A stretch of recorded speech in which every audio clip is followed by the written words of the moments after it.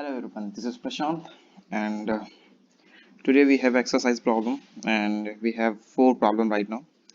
So today's lecture will not much bigger as compared to previous. Okay, so now without wasting the time, I'm just coming to the example number 5.1, which is pi integral pi to infinity sine x upon x square dx. देखिए ये zero से तो infinity है नहीं, ठीक है, because F x आपका यहाँ पर क्या है, sine x upon x square. F of pi कितना होगा, साइन पाई जीरो होता है upon pi square that is zero.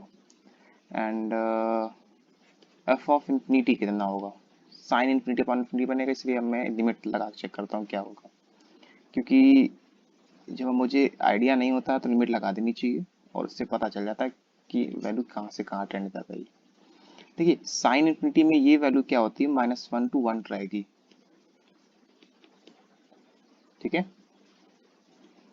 Upon में ये इंफिनिटी जा रहा है, that is -1 finite value oscillatory value, और 1 अपॉन इंफिनिटी मतलब जीरो। सो ये तो फाइनाइट वैल्यू देता रहेगा, ये इंटू जीरो था दैट इज जीरो हो जाएगा।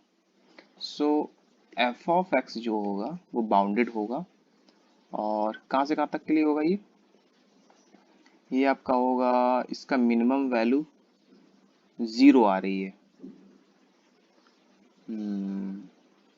देखिए इसकी मिनिमम वैल्यू जीरो आ रही है, यहाँ भी जीरो आ रही है, तो ये कहीं तो कहीं इसकी वैल्यू जा रही होगी, इंक्रीज कर रही होगी। Okay, so where it will max,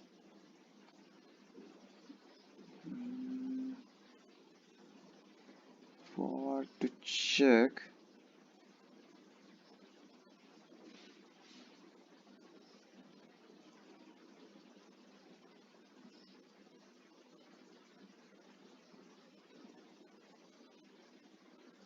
देखिए अगर मैं चेक करूं साइन एक्स जो होगा वो तो -1 to 1 होगा पाई से इंफिनिटी के लिए, और 1/x स्क्वायर जो होगा, अगर x लाई कर रहा हो पाई टू इंफिनिटी और एक्स स्क्वायर होगा तो pi square to infinity, 1 upon x square होगा तो ये 0 to 1/पाई स्क्वायर। फिर उसके बाद इस इक्वेशन 1 और इक्वेशन 2 को मल्टीप्लाई कीजिए तो -1 into 1 upon pi square into sine x upon x square -1 into zero, so ये 1/पाई स्क्वायर हो जाएगा, sine x by x square greater than zero, ये हो जाएगा इसका वैल्यू। तो ये एफ एक्स जो होगा वो लाई करेगा आपका 0 to 1/पाई स्क्वायर। ओके, तो इसकी ये वैल्यू आ जाएगी, बाउंड करेगा ये, ठीक। इससे ये बाउंडेडनेस इसकी आ गई। सो अब हम यहाँ पर क्या करेंगे, लगाएंगे कंपैरिजन टेस्ट, क्योंकि मुझे इसका इंटीग्रल चाहिए। सो ये तो हो गया क्या आपका improper integral of first kind है आपका ये, क्योंकि लिमिट इनफाइनाइट है और f x is bounded. So let f x is equal to sine x by x square, so mod of fx is equal to mod of sin x upon x square which is less than 1/x square। वैसे mod of x square होना चाहिए, but x square तो positive होता है तो उसमें mod हटा सकते हो आप। तो ये आपका जो आ गया ये किसके बराबर है, gx के। So gx is equal to 1/x square, इसे कंपेयर करेंगे x to the power n। So n की वैल्यू क्या आ गई यहाँ पर 2, इसकी n को, और ये एक से बड़ा है, that is convergent, that is gx is convergent. gx converge, इसका मतलब क्या है कि pi to infinity f x d x will also converge. तो ये तो आपका हो गया फर्स्ट एग्जाम्पल। तो बाउंडेडनेस जरूर चेक कीजिए, ठीक है। ज़रूरी नहीं कि इन पॉइंट से ही आपका बाउंडेडनेस आ जाए उसकी, कभी कभी उसके मिड पॉइंट से भी बाउंडेडनेस आती है। 1 to infinity 1/√(x³ + 1 dx।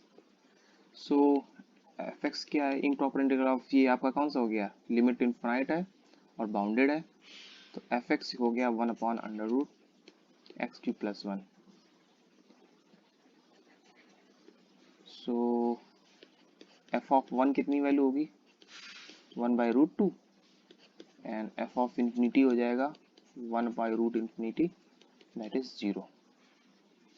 So that is fx is bounded in between 0 to 1/√2, and equality sign will hold at 1/√2 because it came from 1, because we got 1/√2 after putting x equal to 1, और infinite और zero पे equality sign hold क्यों नहीं करेगी, क्योंकि infinite put करने पर, infinite पे हम अप्रोच करते हैं, कभी जाते नहीं, इसलिए यहाँ पे इक्वलिटी साइन हम नहीं लगा सकते हैं।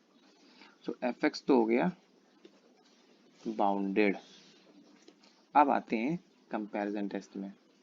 सो एफ एक्स जो हो गया हमारा √(x³ + 1, अल्टरनेट वाला फॉर्म लगाएंगे, तो मैंने कॉमन लिया कितना, x³, सो 1/, ये आपका हो गया x³, ओके। फिर उसके बाद ये सॉल्व करने पर क्या आ जाएगा,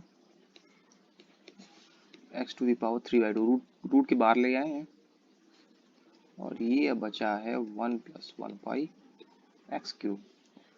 अब लेट gx, मैंने क्या किया है, ये जो रूट के बाहर जितना भी वैल्यू होगा वो हम मान लेंगे अपॉन ये gx हो गया। अब क्या टेस्ट लगाएंगे, according to comparison test, fx/gx limit x tend to infinity, fx/gx कितना हो जाएगा, 1/(x³/2 1 + x³ and 1/(x³/2 having limit x tend to infinity. So you will get 1/√1 + 1/x³. After putting x equal to infinity, you will get √1 + 0, that is 1, जो कि क्या है, which is non-zero finite quantity, non zero finite quantity होगी और exist भी कर रहा है, लिमिट भी एग्जिस्ट कर रही है। इसका मतलब क्या हो गया कि अब ये डिपेंड करेगा gx के ऊपर। gx की वैल्यू मैंने क्या मानी थी, x⁴/3/2, इससे कंपेयर किया मैंने x⁴n से, सो n = 3/2 आया, इसकी पावर n की पावर n, इसकी n की n पावर्स को कंपेयर करेंगे, n = 3/2 आया, जो कि क्या है, which is greater than 1, that is convergent. So 1 to infinity fx dx will also convergent integral, okay. अब आते हैं थर्ड नंबर पे। थर्ड नंबर आपके पास क्या है, 2 to infinity dx upon √(x² - 1, ठीक है। सो एफ एक्स तुम्हारा हुआ 1/(x² - 1, ये तो आपका हो गया एफ एक्स। एफ ऑफ 2 की वैल्यू क्या आ जाएगी, 1/2² - 1, 2 2 4 -1, that is 1/√3, and f of infinity कितना हो जाएगा, 1/∞, that is 0. So it proves that fx is bounded in between 1/√3, 0 to 1/√3, okay. Okay, so fx is equal to 1/√(x² - 1, now I will take the common inside this square root, तो x बाहर आ जाएगा और ये बचेगा 1/x²। Late gx मैंने माना कितना हुआ 1/x। जब gx 1/x माना तो मैं क्या करता हूँ, according to comparison test fx/gx करते हैं, तो ये हो गया x√1 - 1/x² upon 1/x, limit x tend to infinity, limit x tend to infinity 1/1 - x²। इसको मैं जब इंफिनिटी पुट करूंगा तो ये 1 आएगा, that is exist non zero finite quantity. Okay, so non zero finite quantity हो गई। अब हम क्या करेंगे, अब ये डिपेंड करेगा gx पर। gx की वैल्यू कितनी आ गई यहाँ पर, gx की वैल्यू मैंने मानी थी 1/x। इसको कंपेयर करेंगे x⁴n, so n is equal to 1। n is equal to 1 या 1 से छोटे के लिए हमेशा डाइवर्ज करता है, so that is integral gx 2 to infinity था, dx is divergent, so 2 to fx dx will also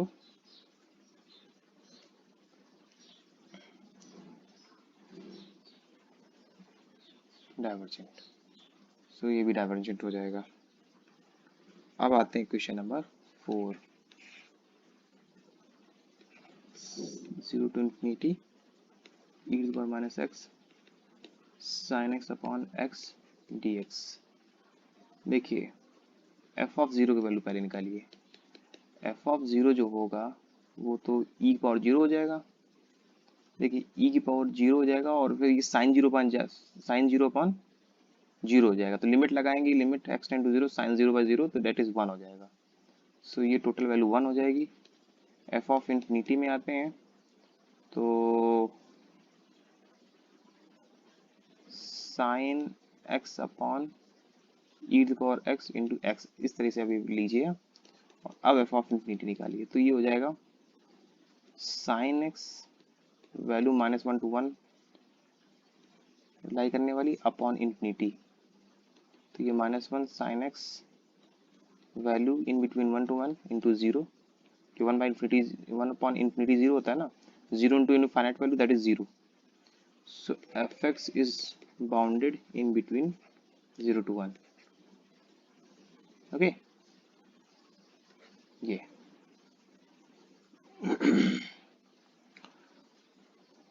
अब हम क्या करेंगे, 0 एक तरीके से और भी ला सकते हैं। अगर मैं आपका f ऑफ पाई निकालूं तो sine pi upon e⁻⁻ into pi, ये तो 0 हो जाएगा। तो 0 हो जाएगा, इसका मतलब मैं यहाँ पे इनक्वलिटी होल्ड भी करा सकता हूँ, क्योंकि 0 में इनफाइनाइट अप्रोच करने के नहीं मिल, इनफाइनाइट तक तो भी जाने मिल जाएगा, लेकिन इस पाई पे भी मुझे 0 वैल्यू, तो इस पे दोनों पे इक्वलिटी होल्ड करेगी। सो fx इज बाउंडेड, उससे ज़्यादा कुछ फर्क नहीं पड़ता है। So fx is equal to e⁻x minus sine x upon x। So mod x fx is equal to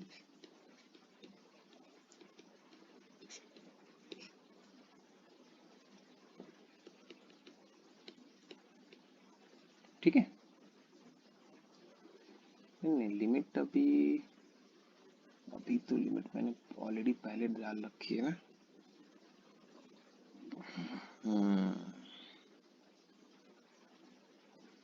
ये आपको हटाते हैं, 1 सेकंड की, ये गैप कीजिए अब इतना।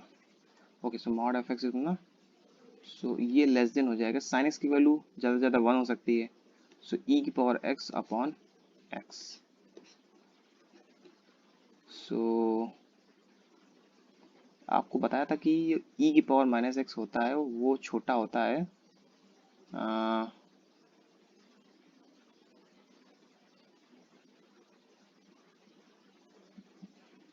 यहाँ पर एक मिस्टेक हम लोगों ने कर दी है, 0 to इंफिनिटी था ना, इसको ब्रेक करना चाहिए था हमें। 0 to a e power x minus sin x upon x plus a to infinity